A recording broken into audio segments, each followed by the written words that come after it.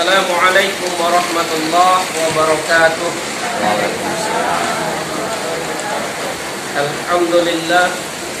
Alhamdulillahilladzi an'amana bi ni'matil iman wal islam.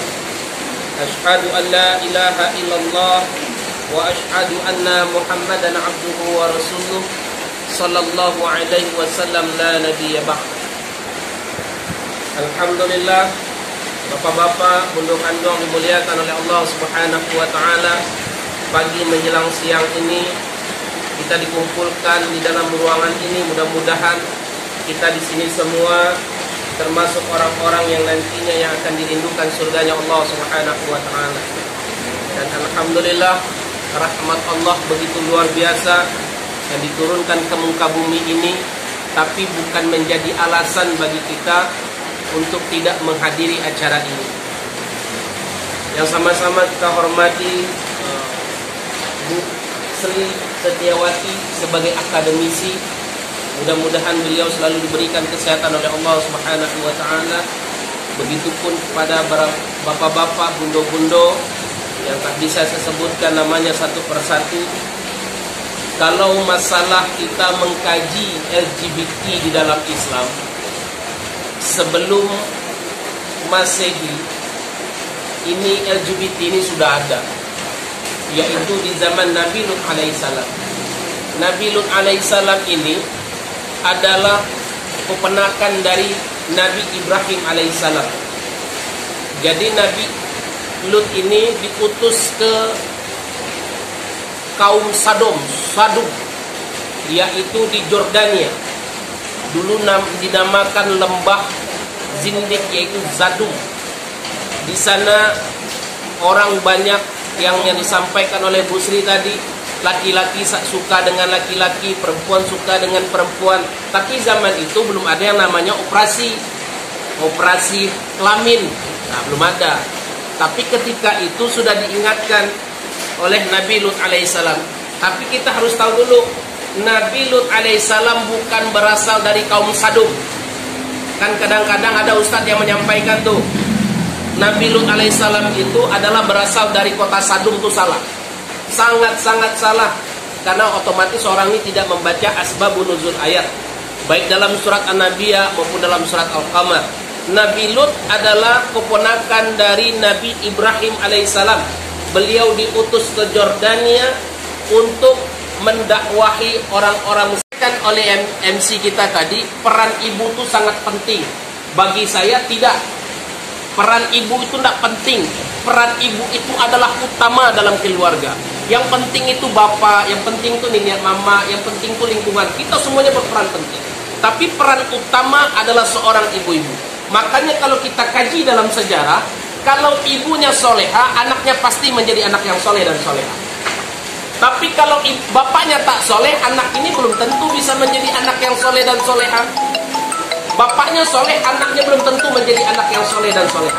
Tapi kalau ibunya soleha, anak ini dijamin menjadi anak soleh dan soleha. Kok bisa begitu, Ustaz? Kita kaji dalam sejarah. Nabi Ibrahim alaihissalam adalah sosok orang yang soleh. Istrinya soleha, mendapatkan anak yang soleh bernama Ismail karena istrinya soleha. Di zaman Nabi Musa alaihissalam ada raja yang begitu kejam namanya Fir'aun, tapi mendapatkan istri yang soleha dan mendidik Nabi Musa alaihissalam karena istrinya soleha, mendidik Nabi Musa alaihissalam menjadi sosok orang yang soleh. Di zaman Nabi Muhammad SAW ada seorang pamannya Nabi Muhammad SAW, pamannya tidak soleh dan istri pamannya tidak soleha, dan mendapatkan anak-anak yang ingkar kepada Allah. Di zaman Nabi Lut alaihissalam, di zaman Nabi Nuh alaihissalam, Nabi Nuh adalah sosok orang yang soleh. Nabi Lut adalah sosok orang yang soleh, tapi tidak mendapatkan istri yang soleha dan mendapatkan anak yang ingkar kepada Allah Subhanahu wa taala. Jadi intinya, ibu adalah peran utama dalam keluarga. Kalau ibunya soleha, insya Allah anak menjadi anak yang soleh dan soleha. Tapi kalau bapaknya tidak soleh, belum tentu. Bisa jadi anaknya soleha dan bisa jadi anaknya tidak soleha. Kalau kita kaji dalam sejarah dalam agama. Jadi peran bundo-bundo itu penting, sangat-sangat penting peran ibu dalam keluarga. Kalau saya mengkaji, ini pengajian saya tahun 2018. Di tahun 2018 saya diundang oleh orang kesehatan di Kota Padang. Bahwasan tingkat LGBT di Sumatera Barat ini nomor 1 di Indonesia. Lah saya kaget. Orang kesehatan yang mengundang bundo. Tingkatannya nomor 1 di provinsi-provinsi lain. Saya bilang, ibu ini mendapatkan data dari mana? Atau ibu periksa orangnya satu persatu, saya bilang. Kalau bagi saya, apa yang ibu sampaikan ini, yang pertama adalah membuat masyarakat Minangkabau ini gundah. Kenapa gundah? Sering saya sampaikan, hai para pemimpin, dosa apa yang telah kalian perbuat sehingga Allah terus datangkan balaknya ke negeri ini? Ataukah kalian para pemimpin tak lagi amanah, tak lagi menyampaikan kebenaran-kebenaran? Orang lesbian, orang gay, orang biseksual, orang transgender kalian biarkan? Makanya terus Allah datangkan balanya. Begitu juga para alim ulama, kan ada ulama kita yang membenarkan tuh. Yang membenarkan lesbian ini, yang membenarkan gay ini, kan ada ulamanya. Ini ulama syuk, ulama jahat. Makanya tanyakan kepada para alim ulama kita, hai ulama, dosa-dosa apa yang telah kalian perbuat? Kenapa kalian biarkan? Jangan-jangan ulama ini ulama syuk, ulama jahat. Jangan-jangan ulama ini cuma mengharapkan duniawi. Jangan-jangan ulama ini hanya, kata ayah anda Habibana Rizik Syihab, imanuhum fi amplopik. Ulama ini imannya ada dalam amplop. Lagi PT 100 juta nya kan? Itu jangan ini ulamanya. Dan begitu juga tanyakan pada diri kita, baik laki-laki maupun perempuan, ataukah awak diam? Lah, baca caranya ustaznya kalaki sama kalaki ustaz. Tak mungkin awak gerebek do ustaz. Kan kadang-kadang dari lagaknya kan awak tahu bundo. Lagak-lagak orang awak tahu tuh mah. Orang gay gogo awak tahu lagak-lagaknya tuh. Biseksual kok lagak-lagaknya awak tahu tuh. Seindah-indahnya awak curigainya dulu. Kok ndak apa dia laki laki sama laki mah. Padahal kita ndak tahu itu mendatangkan azab. Makanya orang beriman di negeri ini banyak, orang soleh di negeri ini banyak, orang baik di negeri ini banyak. Tapi orang beriman, orang soleh, orang baik diam melihat ketika ada kemungkaran. Diam. Dan oleh karena itu, ayahanda bundo yang dimuliakan oleh Allah, dari agama kekejaman LGBT ini luar biasa. Kalau nak mau terjadi longsor, kalau nak mau terjadi gempa, kalau nak mau terjadi badai, kalau nak mau terjadi tsunami, disingkat LGBT, yuk sama-sama kita menangani LGBT ini. Jangan kita diamkan. Orang yang punya kontrakan, hati-hati kok. Nah, saya yang punya kontrakan rumah, hati-hati. Serius bunda, hati-hati orang yang punya kontrakan rumah kok. Oh, kontrakan khusus wanita kan ada begitu kan nak? Yeah. Khusus perempuan hati-hati gitu. Malahan mohon maaf cakap, kalau untuk anak produksi gini, ambo nak paniana sebenarnya. Dan paniang anak laki-laki gini bunda. Serius. Lebih parah anak laki-laki gini. Bantu Dracula, bantu orang baga, tapi nya gay. Serius. Didatangkannya badai panas yang begitu luar biasa. Batu kerikil dari neraka jahanam dibolak-balikannya tanah itu oleh Allah Subhanahu wa taala. Sudah kejadian belum di Indonesia? Sudah kejadian ayahanda bunda. Di zaman Nabi Lut alaihissalam itu cuma kaum. Kaum itu adalah suku Sadom yang dibolak-balikan. Di NTT kemarin, di NTT di bulan Januari ketika saya masih berada di Sulawesi, kita balikan pikiran kita beberapa bulan ke belakang. Di bulan Januari, Presiden Republik Indonesia Insinyur Joko Widodo melegalkan minuman miras.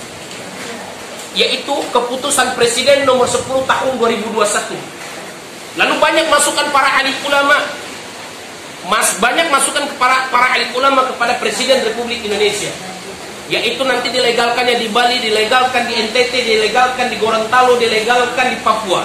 Banyak diberi masukan. Dan ketika tanggal 27 Februari, Presiden Republik Indonesia mencabut lampirannya.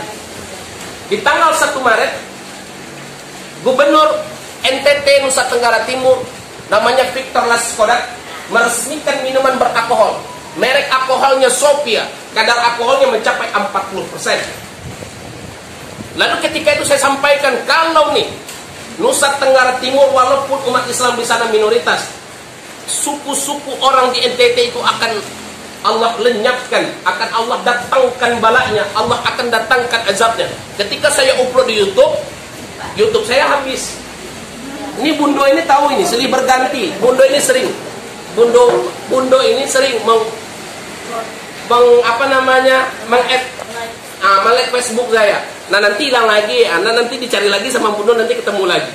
YouTube saya itu cuma bertahan sebentar saja ketika saya menyampaikan kebenaran. Tapi alhamdulillah, ternyata ketika Nusa Tenggara Timur tidak mencabut keputusannya, lalu tanggal 1 April Allah jawab semuanya. Apa Allah jawab? Allah datangkan badai, Allah datangkan longsor, korbannya lebih dari 100 jiwa. Itu sudah terjadi. Coba seandainya di seluruh Indonesia ini dilegalkan oleh pemerintah, mungkin Indonesia ini akan digulingkan, akan Allah angkat semuanya. Di Palu kita lihat, di Palu tahun 2017 itu homoseksualnya luar biasa. Homoseksualnya luar biasa. Makanya ada ketika saya datang ke Palu itu, diangkat tanah itu oleh Allah, Allah balikan.